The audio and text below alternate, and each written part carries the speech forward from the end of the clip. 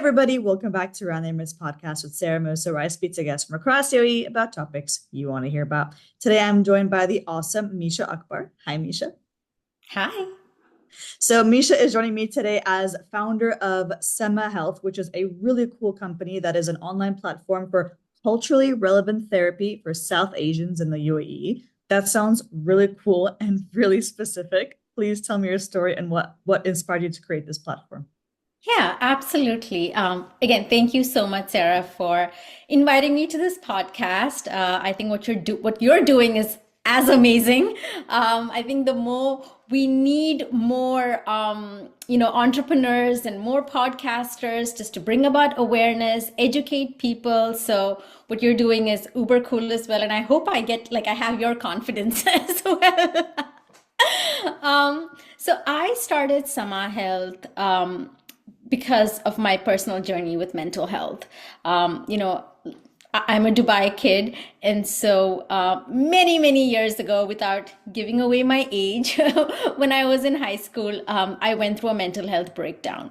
And as well-intentioned as my parents were, they were equally helpless, and they really didn't know what to do about it. And so I remember we just went to this random person, I think on Sheikh Zayed Road. This is like way back when mental health conversations didn't even exist, to be quite honest.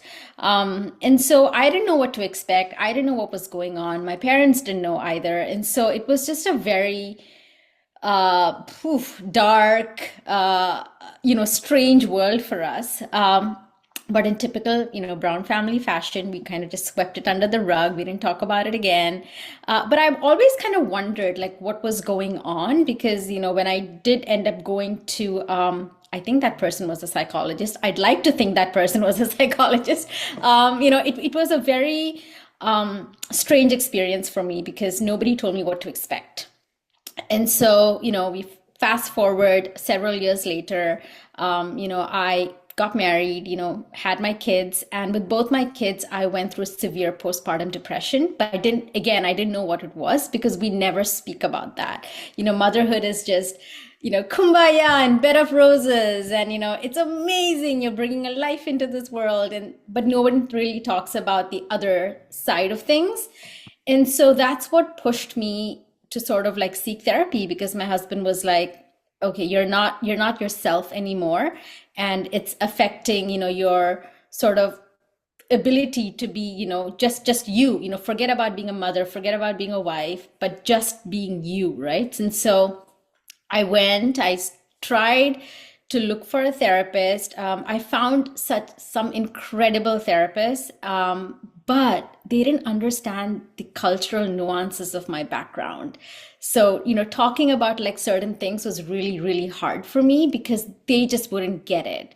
And then I would spend the, 50 minutes that we have in our session explaining to them the culture. And no, I don't really hug my dad because we don't really do that in South Asian cultures. And no, I cannot ask my mom to stop organizing my kitchen cupboard because we don't have, boundaries and, things like that. So it was really hard for me to explain that. And then, so I would end up spending like 45 minutes out of my 50-minute session explaining the cultural background. And it became really hard for me to build a connection with the therapist. But when I did find someone who was raised in the Middle East, understood everything that I was going through without having me to like explain it a lot, it was transformative. I was like, oh my God, is this what therapy is? Is this what people talk about? This is like, it was light bulb moment for me. And that's really why I started Summer Health because I saw that gap in culturally relevant therapy, people not knowing where to go, not knowing what to expect. And especially in our South Asian cultures, where there's still a lot of taboo and a lot of stigma, lack of understanding, and just simple lack of awareness. So that's really how Sama Health was born. That's really cool. I appreciate the fact that it was your own family, like your own husband who was like, aside from your position as a mother, aside from being my wife, like you as Misha, like what can we do to help you? And the Yeah. fact that it came from somebody who loves and cares about you and kind of set aside the stigma. I mean, that's a really cool way for the story to have Yeah, started. And absolutely. and the fact that like you were able to identify from the very beginning of your sessions with your therapist, like this isn't working. I feel like this person doesn't understand me. And there was a lot of kind of barriers that you had to break through in order to create this platform. And those kind of taboos and stigmas takes me to my next question for you, Misha. What challenges did you face when starting this platform, and how did you overcome them? Oh, yeah. So my true background is I'm an HR business partner. So my whole life I've been in HR. I wanted to be a psychologist, but again, there was a lot of stigma and taboo in our community. And so I remember when I was telling you know, everything in South Asian cultures is very collectivist. So we're very community led, right? So my problem is just not my problem, it's everybody's problem. So I remember when I was telling my, my caregivers that, hey, I want to be a psychologist. And I remember the response was, but who's going to marry you? Like if we tell people that you're looking after people who are not right. And I'm like, oh, okay then. And mind you, this was like 20 plus years ago. So a lot has changed. And so I remember thinking, okay, then maybe I will do HR because it still allows me to, you know, invest in employee health. So my forte was employee well-being. And I feel I've come a full circle now because now I'm a founder of a mental health company. I'm, doing my master's in neuroscience. So it's just kind of like a full circle moment for me.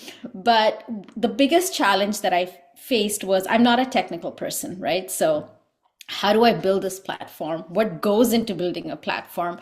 I remember somebody telling me, "Oh, you got to build wireframes before you even like build out your app." And I remember like thinking, "Okay, how do I build these wireframes? Do I just go to the store and like get wires and make it like what is it?" I was that like naive, right? And so I pretty much learned like the basics of what I needed to do, and then seeked out people who were experts in their field. I joined an accelerator program, joined Founders Institute in UAE. But I think about all of those things, the main challenge I felt was my own personal imposter syndrome. Like, who am I to be building something like this? Yes, I have my lived experience, which is great.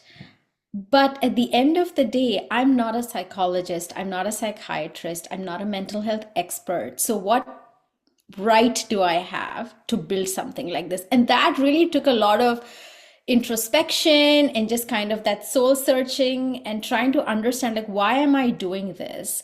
Why can't I just be happy in my 9 to 5, having the security of a paycheck month after month, and living the good life? Like, why am I giving all that up to do something like this? And I think that was the biggest challenge, really overcoming me as the biggest obstacle there is. I love how transparent you're being in this whole interview. I love how you're talking about things like imposter syndrome, which is a very real thing that people feel every day, almost every day. At least I sometimes feel it. And the fact that you actually do question like, should I be the person doing this? Do I have what it takes to do this? And the fact that you were able to overcome that Yeah. and use that as a driving force to create such a beautiful platform is so inspiring. And having done this or even thought about this for so long, is there any kind of moment where you kind of felt like a profound shift or kind of something that really helped you to, laser focus on your ambitions?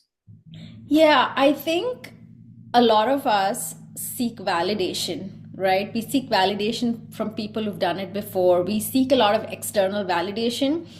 But I think in addition to that, what really kept me going is it took me 10 years, Sarah, to find the right therapist for me. And I realized that no matter how much I read about therapy and all the self help books, and I followed the gurus, and I journaled, and I meditated, and I did all of those things, I realized the only reason I took the step towards therapy is because I wanted it. So that was such a profound moment for me because, yes, I had overcome my own personal stigma of, oh my gosh, should I be even seeking therapy? What are people going to say? What's my mom going to say? Oh God, like all of those things. But at the end of the day, I realized the only person who mattered was me. And I can keep talking about mental health as much as I can. I can bring the therapist to a person, I can pay for therapy, but at the end of the day, it's that person that's going to take the step. So, it's all of these. So I realize that even when I'm seeking out these external validation, like speaking to other founders, speaking to my mentors, speaking to my family, uh, no matter, like, they would all be like, oh, this is great, you should be doing this, and this is so needed. But then when it did not really translate into clients in the beginning, I was like, why am I not getting the clients? Like, everybody is saying that this is great and you should be doing it. And I've built out this platform. I'm giving away like free therapy, which I did for like almost the first year. I was just like, I just want to help people. I'm just going to give it free. Like, I don't care, I'm bootstrapping. It doesn't matter, whatever. And it was just not, I'm not the one giving therapy. It's like all of our therapists are licensed by the CDA and the DHA, and they are legit, valid, clinical and counseling psychologists. And I'm like, why is it not happening? And that's when I kind of went back to my own experience, right? Like, it took me 10 years as someone who wanted to be a psychologist, as someone who knew what mental health was all about. But there is that personal barrier or that roadblock, and the only person who can overcome that is you. So once I realized that, I'm like, the only reason I'm doing this is because I genuinely know what it feels like to feel alone and be helpless and doubt your every move and kind of be confused about, oh my gosh, should I be doing this therapy? Because if I vocalize what's going on inside of me, it makes it real now. So it's not something that I can just be silent about anymore. So once I realized that, that's really that is my driving force, to be quite honest. Like, all the external validation, as important as it is, it's really what I feel and why I am doing this that truly keeps me moving forward. Wow. Literally just a wow. All I'm gonna say is wow. That is so inspiring to hear that you are doing something for you that also happens to help people. And just for the sake of self-love and self-care, we do forget the importance of taking care of ourselves and our mental health. And as much as, exercise and everything is important, but it's also your mental health and being able to have that safe and comfortable outlet that's culturally relevant for your culture Mhm. and your background to be able to share those stories. And this is a beautiful segue into my final question for you today, Misha.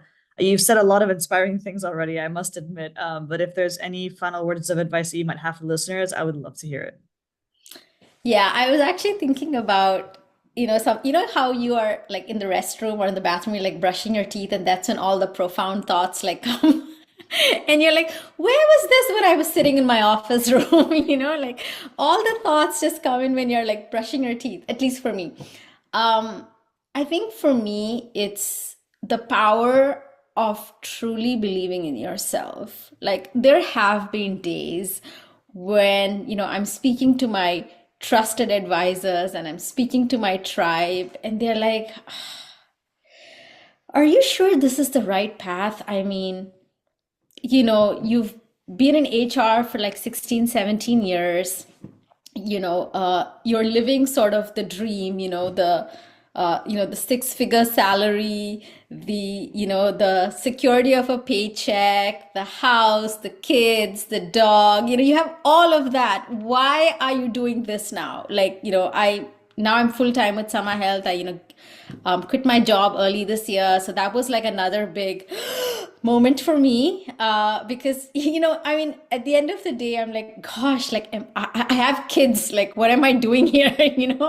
Um, so when I thought, and sometimes I do keep thinking about that, like, am I doing the right thing? It's not too late to kind of just go back to my job. Like, nobody's going to know, right? Like, no one's going to know. It's fine.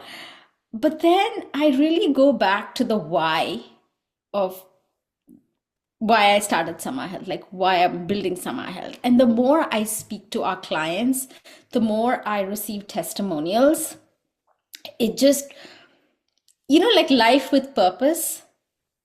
So for me, that is my purpose. I know everyone says, oh, your kids are your purpose, your husband's your purpose. I'm like, yes, but kids will grow up, they'll get married and they'll leave. Then what's my purpose? So, and everybody needs to have their self identity. And as South Asians, particularly, we are very famous for like self sacrificing and putting others' needs first, especially women, right? And so for me, that is what I want to kind of leave everybody out with, right? That believe in yourself, because you are your biggest champion and you are your biggest cheerleader. And no matter what anybody around you says, you have to dig deep into your why and understand why you're doing something. And that will propel you past all of the naysayers. Because I've had so many naysayers while building Sama Health.